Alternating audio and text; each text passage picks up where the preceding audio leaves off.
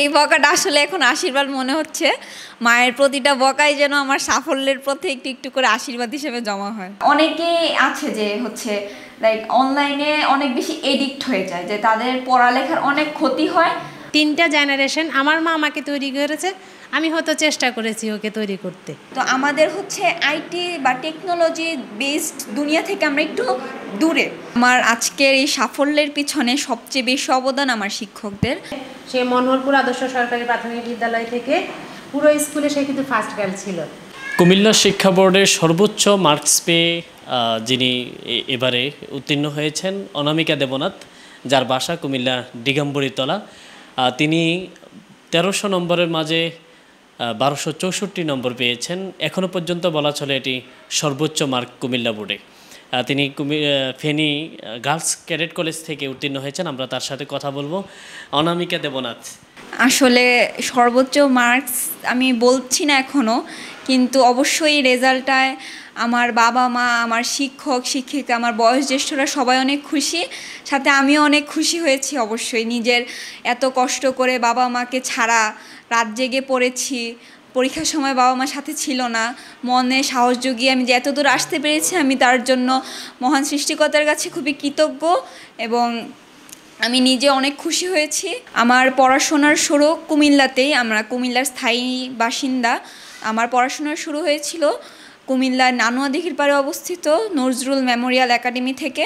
তারপরে আমি কুমিল্লার মনোহরপুর আদর্শ সরকারি প্রাথমিক বিদ্যালয়ে পড়াশোনা করেছি এবং 2020 সালে আমি নওয়াব ফয়জুন্নেসা সরকারি বালিকা উচ্চ বিদ্যালয়ে ভর্তি পরীক্ষায় প্রথম স্থান অর্জন করেছি এবং 2021 সালে আমি ফেনী গার্লস ক্যাডেট কলেজে যোগ দিয়েছি। এখন আমি ওইখানেই আপাতত পড়ছি। প্রিয় দর্শক, অনেক শিক্ষার্থী পরীক্ষা দিয়েছেন, অনেকেই উত্তীর্ণ হয়েছেন। তার মাঝে কেউ জিপিএ 5 পেয়েছে, কেউ গোল্ডেন প্লাস পেয়েছে, কেউ বা অন্যান্য জিপিএতে পাশ করেছে। তবে অনামিকা কুমিল্লা শিক্ষা বোর্ডে সর্বোচ্চ মার্কস পেয়েছে। এই যে সর্বোচ্চ মার্কস পাওয়া, এটার মানে নেপথ্যে কী রয়েছে? শিক্ষকদের অবদান বেশি না নাকি নিজের পড়াশোনা?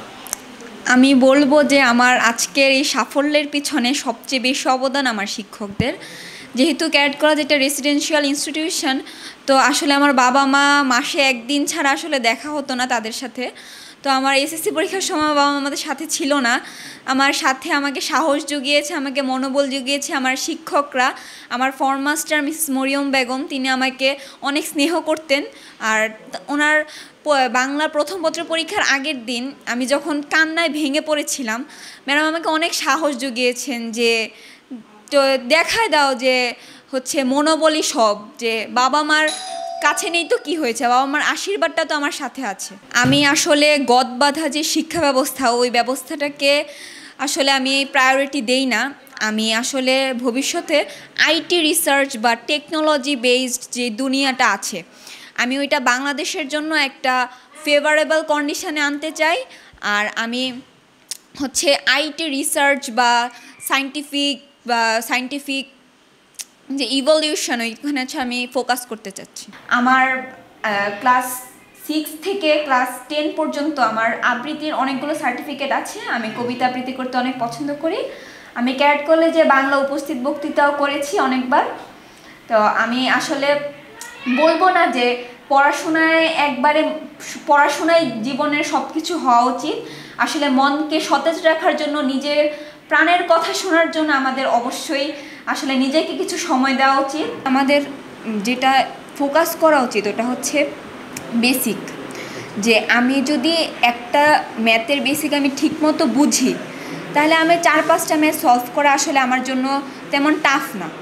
তো আমি বলবো যে মানুষের কম্পিটিশনের প্রতি ঝোঁক থাকার চেয়ে আসলে যেটা দরকার সেটা হচ্ছে যে বেসিক ডেভেলপমেন্ট এবং নিজের কাছে নিজে সৎ থাকা। আমি আর শুধু একটা ইনস্টাগ্রাম অ্যাকাউন্ট আছে, কিন্তু যেহেতু ক্যাডেট কলেজের ভ্যাকেশনে মাত্র 10 থেকে 15 দিন ভ্যাকেশন পাই আমরা, তো আসলে ওইগুলা থেকে আমি বিরতই থাকি। আমার এইসব সোশ্যাল মিডিয়া চালানোর সুবিধা নেই, আসলে বলতে গেলে আমার সুযোগ হয় না। আমি তো ক্যাডেট কলেজে পড়ি, তো আমাদের হচ্ছে আইটি বা টেকনোলজি বেসড দুনিয়া থেকে আমরা একটু দূরে। হ্যাঁ, কিন্তু আমি মোটেও এটাকে আমার দুর্বলতা হিসাবে দেখি নাই। আমাদের ক্যাডেট কলেজে বছরে 4 বার ছুটি থাকে, তো ছুটিতে আসলে অবশ্যই পড়াশোনায় ফাঁকি দেওয়া উচিত না। যেহেতু আমরা কিছু লিমিটেশনের মধ্যে থাকি, তো আমি চেষ্টা করি যে ছুটিগুলো থাকে ওই ছুটিগুলায় আমার সিলেবাসে কিছু আগায় নিতে, যাতে আমার পরে বুঝতে সুবিধা হয়, বা হচ্ছে নোটসগুলো নিয়ে নিতে অনলাইন থেকে। যে আমি হচ্ছে প্রত্যেক রমাদান ভ্যাকেশন বা ঈদুল আজহা ভ্যাকেশনে আসলে আমি যেটা করি সেটা হচ্ছে আমরা কয়েকজন মিলে আমরা হচ্ছে গ্রুপ স্টাডির মতো করি। আমি যখন ক্লাস 6-এ ছিলাম তখন আমি করোনার সময় 2020 সাল, তখন আমার মা আমাকে নিয়ে খুবই দুশ্চিন্তাগ্রস্ত ছিলেন যে সারাদিন ফোনে বা ল্যাপটপে আমি আসক্ত থাকতাম। তো এটাতে কি হইতো যে অনেক বেশি অ্যাংজাইটি বা ফ্যামিলি ডিপ্রেশন বা ফ্যামিলি থেকে অনেক বেশি ফ্যামিলি মেম্বার্সদের মধ্যে আসলে ডিস্টেন্সটা তখন বেড়ে যায়। তো আমি যখন 7-এ ক্যাডেট কলেজে গেছি, তো আমার ক্যাডেট কলেজে যাওয়ার পেছনে মূল রিজনটাই ছিল যে আমার আইটি সেক্টর বা অ্যাডিকশন যে জগৎটা আছে, অ্যাডিকটিভ ভার্চুয়াল যে ওয়ার্ল্ড, ওইটা থেকে যাতে আমি নিজেকে একটু দূরে রাখতে পারি। অবশ্যই আমাদের 21 শতাব্দীতে আইটি সেক্টরটা অনেক ইম্পর্টেন্ট। আমি একেবারেই বলবো না যে আমি এইসব থেকে বঞ্চিত ছিলাম।